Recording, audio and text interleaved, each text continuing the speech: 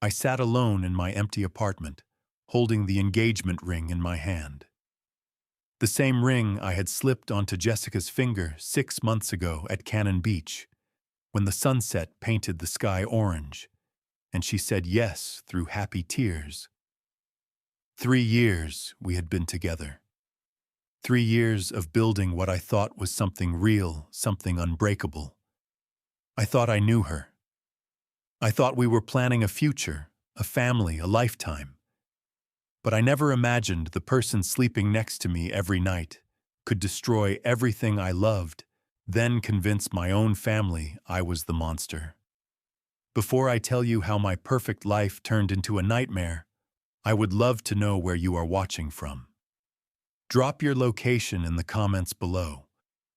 If this story sounds familiar, or if you have ever been betrayed by someone you trusted, completely hit that like button right now. And please subscribe, because what happened next will show you how the truth always finds its way out, no matter how deep someone tries to bury it under lies. Let me take you back to where it all started. I met Jessica 3 years ago at a small coffee shop in Portland.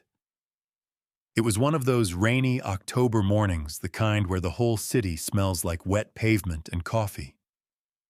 She was sitting by the window with a sketchbook, and when she looked up and smiled, something in my chest shifted. Her smile was bright, genuine. Her laugh sounded like music. We started talking, and before I knew it, 3 hours had passed. She was a graphic designer with dreams of opening her own studio someday. I was a software engineer at a tech startup downtown, working long hours but loving what I did. Our first real date was a walk along the Willamette River. We talked about everything. Our childhoods, our dreams, our favorite movies, the places we wanted to travel. She loved hiking as much as I did. She could cook Italian food better than any restaurant I had been to. We both had a weakness for independent films and could spend entire Sundays just watching movies on the couch. After a year of dating, she moved into my apartment in the Pearl District.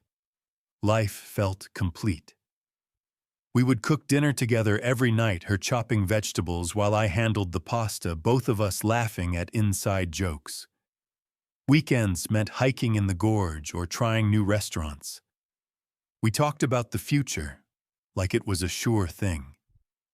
6 months ago, I planned the perfect proposal. I took her back to Cannon Beach, the same place we had gone on our first weekend trip together. The sun was setting, turning everything golden. I got down on one knee in the sand, my heart pounding so hard I thought she could hear it. When I asked her to marry me, she cried. Happy tears. She said yes without hesitation. We held each other on that beach while the waves crashed behind us, and I remember thinking this was the happiest moment of my life. Both our families were thrilled. My parents, Robert and Martha, had loved Jessica from the moment they met her. My mom would call her just to chat, and my dad would joke that he was gaining the daughter he never had. My older brother Marcus kept saying how lucky I was. We started planning the wedding for next spring. Jessica and my mom went dress shopping together. They picked out venues, tasted cakes, debated flower arrangements. My dad and I would sit in his workshop talking about the future, about grandkids someday, about how proud he was that I had found someone so wonderful. Then, about 2 months ago, things started to change. Small things at first. Jessica began coming home later, always with an explanation about work deadlines or meeting friends. Her phone was constantly face down on the table. She started taking it with her everywhere, even to the bathroom. When I asked about her day, she would give short answers, sometimes snapping at me. Why are you always questioning me? Do you not trust me? Those words stung. I told myself she was just stressed. Wedding planning was overwhelming. Work was busy. I was probably overthinking things. One night I woke up around 2 in the morning. The bed next to me was empty. I found Jessica in the living room, the blue light from her phone illuminating her face as she typed furiously. When she noticed me standing there, she jumped quickly, turning off the screen. "Just checking work emails," she said. "Go back to bed." But something in her voice did not sound right. Something felt off. I went back to bed, but I could not shake the uneasy feeling settling in my stomach. Then came that Friday evening. I usually worked until 6, but a meeting got canceled, so I headed home early. It was around 4:30 when I unlocked the apartment door. I heard voices coming from the bedroom. One was Jessica's. The other was a man's voice. My heart started racing. My hands were shaking as I pushed open the bedroom door. Jessica was sitting on the bed in her pajamas, her laptop open in front of her. She was on a video call with a guy I did not recognize. The moment she saw me, panic flashed across her face. She slammed the laptop shut. "Who was that?" I asked, trying to keep my voice steady. "Just a friend from college," she said quickly. "We are working on a project together." But her eyes would not meet mine. "A project at 4:30 on a Friday in our bedroom while you are in your pajamas," she got defensive. "You are overthinking this, Taylor. Why do you not trust me?" But I could see right through it. That night, we had our first real fight in 3 years. She cried, accused me of being controlling and paranoid. I felt like I was losing my mind. Maybe I was wrong. Maybe I was being unreasonable. But deep down, I knew something was very, very wrong. 2 weeks passed in tense silence. We barely spoke. Then one morning, Jessica said she was not feeling well. She had been nauseous every morning for a few days. I was worried, so I insisted we go to the doctor. Maybe it was stress or the flu or something we could fix. We sat in the examination room together, and when the doctor came back with results, I was not prepared for what came next. "Congratulations," the doctor said with a smile. "You are 8 weeks pregnant." For a moment, I felt pure joy. We were going to have a baby. Yes, it was unexpected earlier than we had planned, but we could handle this. We would get married sooner, start our family. I looked at Jessica, expecting to see happiness, maybe some shock, but definitely excitement. Instead, her face was completely pale. She stared at the floor. She did not say a word. The drive home was silent. I kept asking if she was okay, telling her we would figure this out together. She just looked out the window. When we got back to the apartment, Jessica went straight to the bedroom and closed the door. I gave her space, thinking she just needed time to process. An hour later, she came out. Her eyes were red from crying. "Taylor," she said, her voice barely above a whisper. "The baby. It is not yours." Time stopped. I could not have heard that right. "What did you just say?" I asked, my voice shaking. She broke down, completely crying so hard she could barely speak. She told me everything. 2 months ago, she ran into her ex-boyfriend, Brandon, at an art gallery opening. They started talking. One conversation led to another. They met up for coffee, then dinner. Then it just happened. Just once, she swore. But once was enough. I felt like someone had punched me in the stomach. I could not breathe. The room was spinning. Why, I asked. Why would you do this to us? She kept crying, saying she did not know it was a mistake. She still loved me. She did not plan for any of this to happen. But none of that mattered anymore. Everything we had built together, every promise we had made, every dream we had shared, it was all gone. Destroyed. "You need to leave," I said. My voice sounded strange, distant, like it was coming from someone else. "Pack your things and leave." She begged me. "Please, can we talk about this? I made a mistake. I will fix this."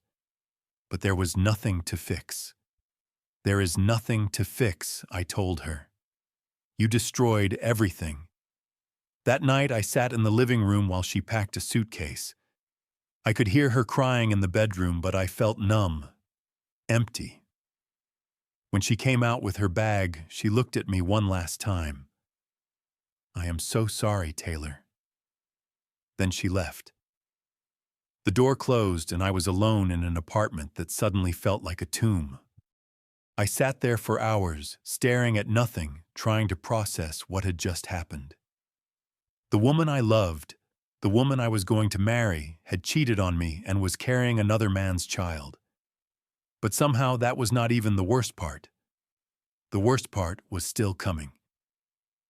2 days later, my phone started ringing nonstop. My mom, my dad, my brother Marcus, friends. Everyone was calling and they all sounded furious. How could you do this to her? My mom was crying. How could you cheat on Jessica? She loved you. She gave you everything. I was completely confused.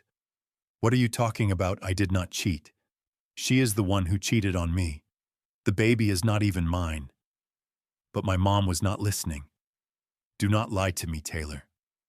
Jessica told us everything. She is pregnant, and you abandoned her because you were seeing someone else. You are disgusting.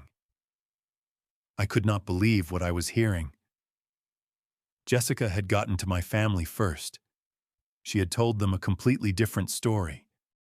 She had told them I was the one who cheated, that I kicked her out when I found out she was pregnant, that I was the villain.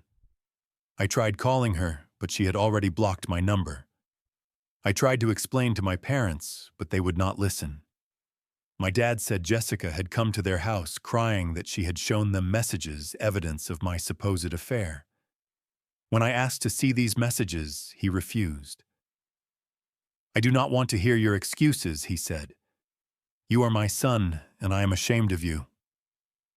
My brother Marcus sent me a text that felt like a knife to the chest.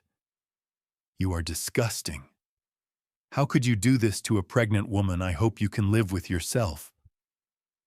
I tried to reach out to friends, but Jessica had gotten to them too. She had crafted this perfect story, this complete lie, and everyone believed her.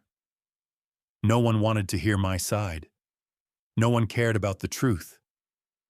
I was the villain in a story I did not even recognize. Then, on the third day, my dad showed up at my apartment. I opened the door, hoping maybe he had calmed down. Maybe he was ready to listen. Dad, please let me explain, I started to say. He did not let me finish. He punched me, hard, right in the face. I fell backward, hitting the floor. Blood poured from my nose. You are not my son anymore, he shouted, standing over me. I raised you better than this. You are dead to me. Do not ever contact us again. Then he left. Just walked out and slammed the door behind him. I sat on the floor, blood soaking into my shirt, and I realized I had lost everything. My fiancé, my family, my reputation. Everyone I loved believed I was a monster, and there was nothing I could do to change their minds. No one wanted to hear the truth. I had never felt so alone in my entire life.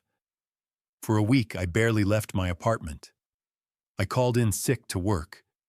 I did not eat. I did not sleep. I just sat there replaying everything in my head, trying to figure out how my life had fallen apart so completely. But then something shifted. I realized that if I did not fight back, if I did not prove my innocence, my life was over. Jessica had destroyed me with lies, but I still had the truth. And the truth had to count for something. I called a lawyer. His name was David Morrison, and he had a reputation for handling complicated cases. I told him everything. He listened carefully, taking notes. When I finished, he looked at me and said, "We need evidence. Hard evidence. Words will not be enough. We need proof." So that is what I set out to find. I stopped trying to call my family, stopped trying to explain myself. Instead, I focused on gathering evidence.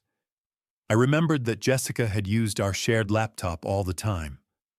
I went through it carefully, checking browser history, old emails, anything she might have left behind. And there it was. She had not deleted everything. I found emails between her and Brandon going back 3 months. Messages about missing each other, planning to meet up. There were screenshots of Instagram conversations where they were talking every single day, saying things that were clearly more than friendly. I miss you so much. I cannot stop thinking about you. When can I see you again? I saved everything, backed it up on a USB drive, and sent copies to my lawyer. But I needed more. I reached out to Amy, a mutual friend of Jessica and Brandon.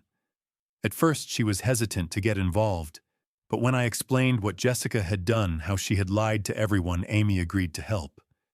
She told me that everyone in their friend group knew Jessica and Brandon were seeing each other again. We all thought she had broken up with you, Amy said. We had no idea she was still engaged. Nobody would have supported this if we knew the truth. Amy agreed to write a sworn statement confirming that Jessica and Brandon had been in a relationship during the time Jessica was still with me. I also pulled medical records. The dates lined up perfectly. Jessica got pregnant right around the time she reconnected with Brandon, not during any time I had been intimate with her. The timeline made it clear. But I needed one more piece. I needed to talk to Brandon. I found out where he worked, an architecture firm downtown. I showed up one afternoon and asked to speak with him. He tried to avoid me at first, but I was not leaving until we talked. Finally, he agreed to meet me in a conference room. The conversation was tense. Brandon, I said, Jessica is pregnant. The baby is yours. He looked shocked. What? No. She told me she broke up with you months ago.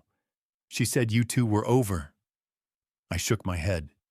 She lied to both of us, and now she is trying to frame me as the bad guy. She is telling my family that I cheated on her, that I abandoned her. Brandon sat back in his chair, processing this. I did not know, he said quietly. I swear I thought she was single. She told me you two had ended things. If I had known, I never would have gotten involved. I believed him. He was a victim of Jessica's lies, too. I asked if he would be willing to write a statement about his relationship with Jessica, including the timeline. After a long pause, he agreed. I will do it, he said. This is not right. What she did to you, to both of us, it is not right. He wrote out everything. The dates they met up. The night they slept together. Everything that proved the baby was his, not mine. Armed with all this evidence, my lawyer filed for a paternity test.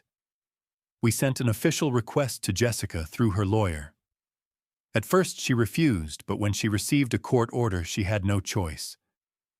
The waiting period for results was 2 weeks, 2 of the longest weeks of my life. During that time, my lawyer suggested we arrange a meeting. Everyone needed to be there. My parents, my brother, Jessica, Brandon, and me. I was nervous, but I knew this was the only way to make everyone see the truth.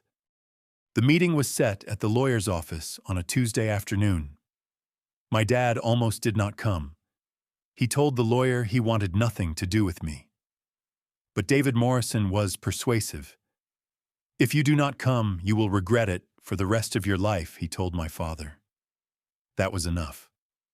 On the day of the meeting, everyone showed up. The tension in that conference room was suffocating. My mother would not look at me. My brother sat with his arms crossed. Jessica looked terrified. Brandon sat away from everyone else, his face unreadable. I did not say anything at first. I let my lawyer do the talking. David Morrison stood at the front of the room and started presenting evidence. He projected the emails on a screen, the messages between Jessica and Brandon, the screenshots of their conversations, Amy's sworn statement, Brandon's written testimony about their relationship, medical records showing the timeline of the pregnancy, and finally, the paternity test results. The DNA test confirmed with 99.9% certainty that Brandon was the biological father of Jessica's baby. Not me. The room went completely silent. You could hear people breathing. My dad's face went from angry to confused to devastated in about 10 seconds. My mom covered her mouth with her hands, tears streaming down her face. Marcus looked at the floor. Jessica sat there pale as a ghost, unable to say anything. There was no denying it now. The truth was right there in front of everyone. I did not cheat, I said quietly. I never did. Jessica lied to all of you and you believed her without even giving me a chance to explain. My dad stood up slowly. He walked toward me, tears in his eyes. Son, he started to say. But I stepped back. You hit me, I said. You disowned me. You told me I was dead to you. You did not even listen to my side. You just believed her. My voice cracked, but I kept going. I needed you, and you turned your back on me. My dad looked broken, but I could not deal with that right now. I turned and walked out of that conference room. I heard my mom crying behind me. I heard Marcus call my name, but I kept walking. In the weeks that followed, everything unraveled for Jessica. Her own family, who had initially supported her, turned away when they learned the truth. Friends stopped calling. Brandon decided he would take responsibility for the child, but he wanted nothing to do with Jessica beyond co-parenting. She tried to reach out to me constantly, text messages every day. I was scared. I panicked. I am so sorry, Taylor. Please forgive me. But I did not respond. Not because I wanted revenge. Not because I hated her. I just needed space. I needed to heal. And I had learned something important. Not every apology deserves to be accepted. Some things cannot be fixed. My family, on the other hand, would not leave me alone. My dad showed up at my apartment multiple times. Once he stood outside my door for over an hour, knocking softly, asking me to just talk to him. Eventually, I let him in. He broke down immediately. I failed you, he said through tears. I am your father. I should have believed you. I should have protected you. Instead, I hurt you in the worst possible way. My mom wrote me letters, long handwritten letters about how much she regretted everything, how she could not sleep at night knowing what she had done. Marcus sent text after text. I do not expect you to forgive me, one of them said. I just need you to know how sorry I am. I did not forgive them right away. I could not. The wound was too deep. But I also could not completely shut them out. They were still my family. So I told them the truth. I need time, I said. A lot of time. If you want to rebuild this, it has to be slow. It has to be real. No pretending like nothing happened. My dad nodded. I will wait, he said. However long it takes. I will be here. And slowly, very slowly, we started to talk again. Not like before. The trust was gone.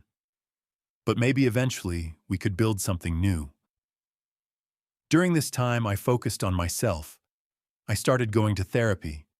I found a counselor who specialized in trauma and betrayal. Talking to her helped me process everything.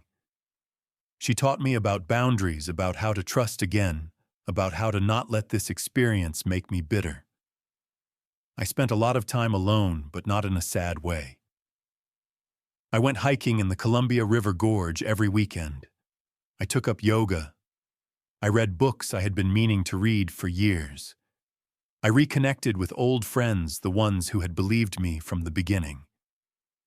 One of my closest friends, Greg, told me something that stuck with me.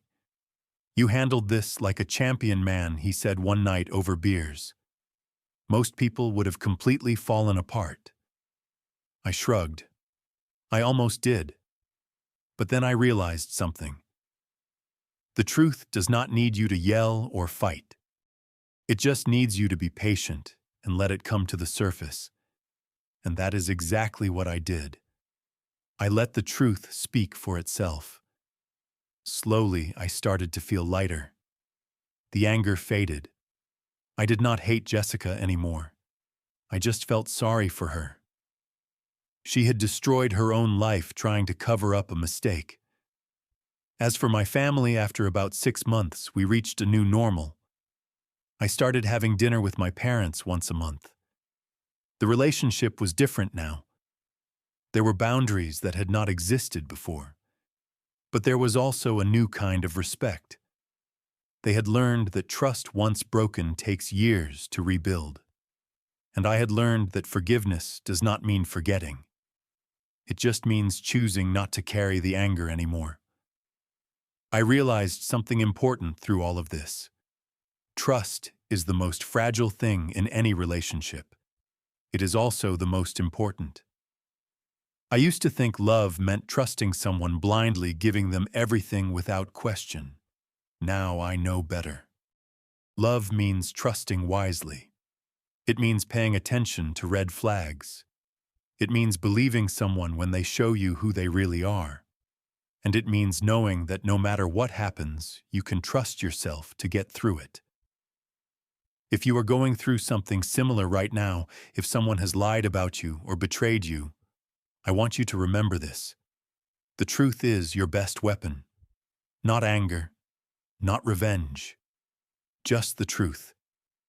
Be patient. Gather your evidence.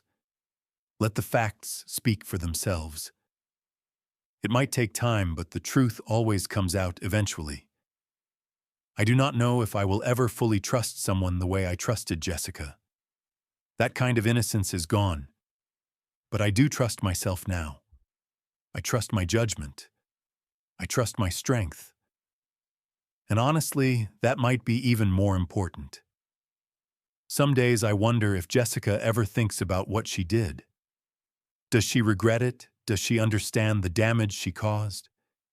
But then I realize it does not matter anymore. I have moved on. I have built a new life. And maybe that is the real victory.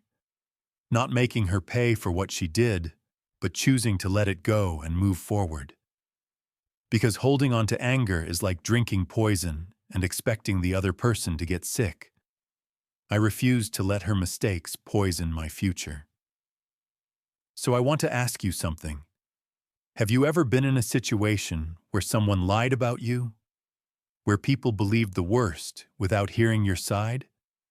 How did you handle it? Drop your answer in the comments below. I would love to hear your stories. And if this story resonated with you, if it helped you in any way, please hit that like button and share this video with someone who might need to hear it. Subscribe to this channel, because I will keep sharing real stories about real struggles, and maybe together we can help each other get through the hard times. Thank you for listening to my story. I know it was not easy to hear. But I hope it reminded you that no matter how dark things get, the truth will set you free. Stay strong out there. Take care of yourself. And remember, you are stronger than you think.